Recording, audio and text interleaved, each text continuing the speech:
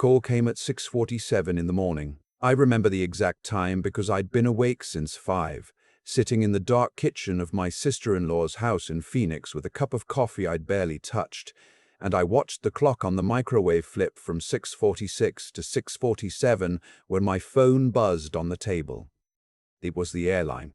My connecting flight out of Denver had been grounded. Mechanical issue. Next available seat wasn't until Thursday, 3 days away. They were sorry for the inconvenience.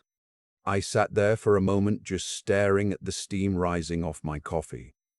I'd driven to Phoenix from Tucson 2 weeks earlier to help my sister-in-law after her hip surgery. She was moving around better now. Her neighbor had already agreed to check in on her. And I'd been looking forward to getting back to my own bed, my own routine. Being away from home for 2 weeks does something to you when you're 64 years old. You start to miss the particular creak of your own porch steps. I called the airline back and told them I'd drive.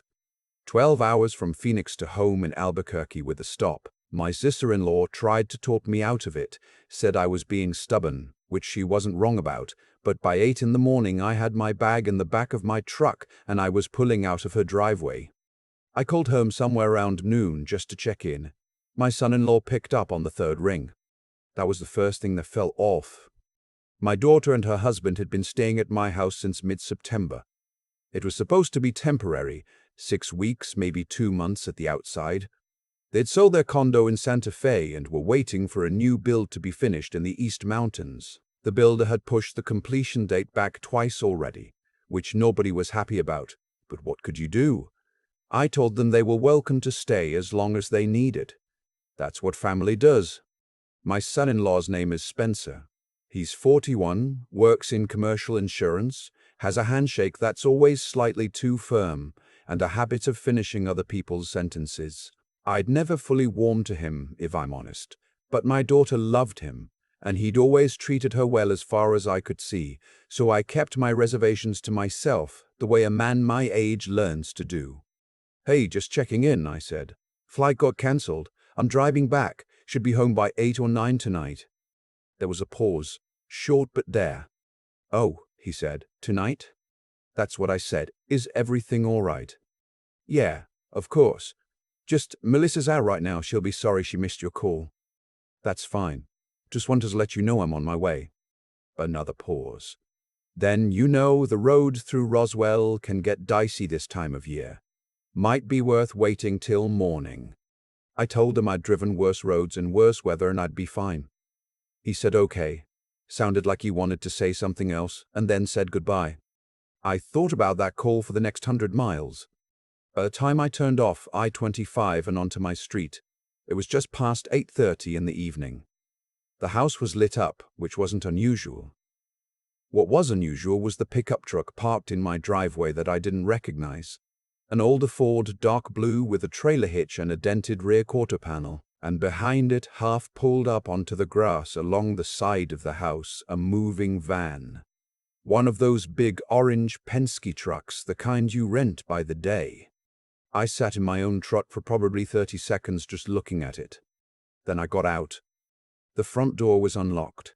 I could hear voices inside, Spencer's and another one, lower male that I didn't recognize.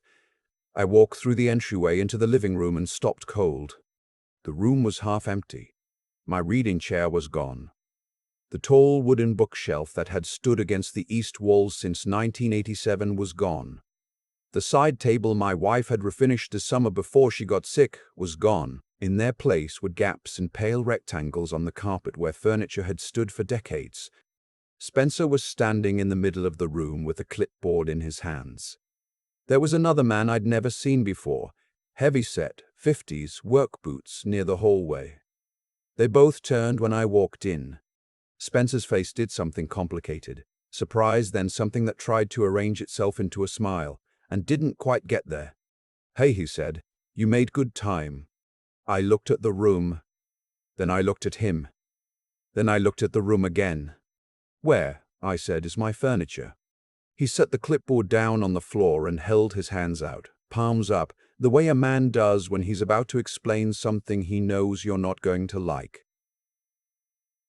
"Okay, so we were going to tell you, we just needed to figure out the best way to." Spencer. My voice came out quieter than I expected. Where is my furniture? The man in the work boots suddenly found something interesting to look at on his phone. My son-in-law exhaled. Some of it's already in the truck. The plan was to get it to the storage unit in Rio Rancho, and then we were going to replace everything before you got back. Higher quality pieces. It was supposed to be a surprise, a refresh, kind of. The old stuff was. The old stuff was mine. I know, but some of it was pretty worn, and Melissa thought, "Where is my daughter?" He paused. "She's at her friend's place. She doesn't know She wasn't. Look, this isn't how it looks." That's when I noticed the door to my office was open. The door I keep locked. The door with the key I keep on a hook inside my bedroom closet, not on my regular keyring, because there's nothing in that office that needs to be walked into casually. I crossed the room in about 4 steps. The lock hadn't been forced. It had been opened cleanly, which meant someone had found the key. Inside, the room looked like it had been gone through carefully. Not ransacked, but examined. The filing cabinet drawer was slightly open. The tin box I keep on the top shelf, the one with my wife's jewelry and the deed to the property and 2 savings bonds from the 1990s, was sitting on the desk instead of where I'd left it. The lid was on, but not latched. I stood in the doorway of that room for a long moment. My wife's name was June. She died 11 years ago this past March. Pancreatic cancer, 6 weeks from diagnosis to the end. She was 57 years old. We had been married for 31 years. The ring in that tin box was the engagement ring I gave her when I was 26 years old, saving up for 3 months on a teacher's salary to buy it. After she died, I couldn't bring myself to put it away somewhere I couldn't find it easily. So it went in the tin box with the important papers, where I knew it would always be. I picked up the tin box and opened it. The ring was still there. I don't think I realized I'd been holding my breath until I let it out. I carried the box back into the living room. Spencer was still standing there. The other man had drifted toward the front door. "Get him out of my house," I said. Spencer nodded at the man, who left without a word. I heard the front door click shut. Outside, after a moment, a truck engine started. Spencer and I stood there in my half-empty living room. I am not a man who raises his voice easily. My daughter will tell you that has probably always interpreted it as coldness, and I understand that, but it isn't coldness. It's something my own father taught me, not by instruction but by example, that a man who needs to shout has already lost the argument. So I sat down in the one remaining chair in my living room. My wife's chair, the wingback with the faded blue upholstery, which they apparently hadn't gotten to yet.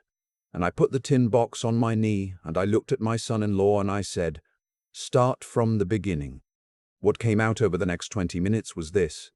Spencer's business had been struggling since early in the year. A partnership had dissolved badly, there were legal fees, and a client had filed a complaint with the state insurance commissioner that was under review and could cost him his license. He hadn't told my daughter any of this. He'd been handling it, his words, by liquidating what he could. They'd sold most of their furniture before leaving Santa Fe. He'd already quietly listed several of my belongings on Facebook Marketplace and had buyers lined up. The plan had been to sell enough to cover an immediate debt, replace my furniture with cheaper pieces before I came home, and I would never have known the difference. "You were going to sell my wife's bookshelf," I said. He looked at the floor. The side table she refinished. He didn't answer. "Do you have any idea," I said, "what it took for me to leave those things exactly where they are? For 11 years. I wasn't asking him to answer. I didn't move them because she put them there. Because the house still felt like her house if I didn't move things around. You understand that?" He said he was sorry. Sorry doesn't tell me what's already gone. We walked through the house together. The reading chair was in the truck. So was the bookcase. The side table was in the truck. A box of my wife's cookbooks from the kitchen shelf. A set of cast-iron pans she'd had since before we were married. A framed photograph from our 25th anniversary that had hung in the hallway for 2 decades. I made a list on the back of an envelope I found in the kitchen junk drawer. 14 items in total, including the photograph. Then I called my daughter. She answered on the second ring, and the moment she heard my voice, she said, "Dad, you're home," with a kind of brightness that told me she genuinely didn't know. Whatever Spencer had planned, he'd kept her in the dark about the specifics, and I believe that's true. I believe she didn't know what he'd been doing in my office, didn't know he'd found the key, didn't know about the buyers lined up on Marketplace. What she did know, as it came out in fragments over the next hour after she arrived home, was that Spencer was in financial trouble. She'd suspected. She'd chosen to trust his version of events, which was an abridged version. She's 40 years old and she's not a foolish person. But she loves her husband, and love has a way of making smart people accept incomplete information. She sat on the couch across from me with her hands folded in her lap and her face doing the careful, controlled thing it does when she's trying not to cry in front of me. "I didn't know he was going to touch your things," she said. "I swear to you." "I know," I said. "I should have told you about the money." "Yes." "Dad, I know," I said again, and I meant it. But I looked at Spencer standing in the doorway of the room and I said, "Everything in that truck comes back into this house tonight." He nodded. "And tomorrow morning, you and I are going to make a list of everything that's been sold or moved or touched, and you're going to tell me exactly what happened to it and exactly what it's going to take to get it back or replace it. Not with cheaper pieces. With what was here." He nodded again. "The photograph comes back. The buyer hasn't paid yet, I can. The photograph comes back." "Yes, sir." I slept in my own bed that night for the first time in 2 weeks. Spencer and his buddy from the truck unloaded every piece of furniture by 11 o'clock and put things back roughly where they'd been. The side table went back to its spot near the window. The bookcase went back against the east wall. The cast iron pans went back on their hooks. The photograph came back. In the morning, I called my attorney. Not to threaten, to understand what my options were, and to have that conversation on record. What Spencer had done met the definition of theft under New Mexico statute, and the fact that he was family didn't change that. More immediately concerning was the complaint before the state insurance commissioner. My attorney told me I wasn't obligated to anything about that one way or the other, and she was right. But she also said that if I chose to make a statement of my own account of events to the commissioner's office, not an accusation, just a factual account of what I had witnessed, that was my right. I thought about that for a while. Spencer's financial situation, as it turned out, was considerably worse than what he'd initially described. Over the following weeks, the fuller picture came out in pieces. A second debt he hadn't mentioned. A lien on property. The legal fees from the dissolved partnership were apparently still accruing. My daughter finally got access to the actual numbers, and she sat with me at my kitchen table one Sunday afternoon and showed me the spreadsheet she'd put together. And I could see by the way her hands were very still in her lap how frightened she was. I told her I'd help. Not Spencer. Not directly. Not with anything going into his hands unsupervised. But I offered to set up a structured arrangement through my attorney. A sum to address the most urgent debt, treated as a formal loan with a written repayment schedule. No judgment, no interest, but no pretending it wasn't serious. My daughter cried. I told her not to, that this was just math, and we'd handle the math. The feelings was separate. The insurance complaint was resolved about 2 months later. The commissioner's office determined that Spencer's conduct with the client in question had been irregular, but not fraudulent. He kept his license on probation with required continuing education. He still has it to this day as far as I know. I didn't contact the commissioner. That was my decision and I made it for my daughter's sake, not his. The new house in the East Mountains was finished in February. They moved out on a Saturday and I helped load their things into the truck. Their things, not mine. Spencer shook my hand at the end of it. I shook it back. We are not close. And we never will be, and I don't think either of us pretends otherwise anymore. But he looks me in the eye when he talks to me now, which he didn't always do before. I'll take that. My daughter calls me every Sunday. She came over last month, and we made her mother's green chile stew together, The one June used to make every October, and we ate it at the kitchen table under the photograph that came back. And she told me about her life, and I told her about mine. That's the thing about family I've learned. It's not about keeping score. It's about deciding what you're willing to carry forward and what you choose to leave behind. The bookcase is against the east wall where it has always been. The side table is by the window. The cast iron pans are on their hooks. The ring is in the tin box exactly where I can find it. I keep thinking about that moment when I opened the tin box and saw the ring still there. My hands weren't steady. I didn't expect that. I'm 64 years old and I've held myself together through things that would break most people. But standing in my own office in a house that had been half emptied while I was gone, checking to make sure no one had taken the one thing I can't replace, that shook something loose in me that I'm still working to put back. Here's what I've come to understand, though. What happened in that house wasn't just about money.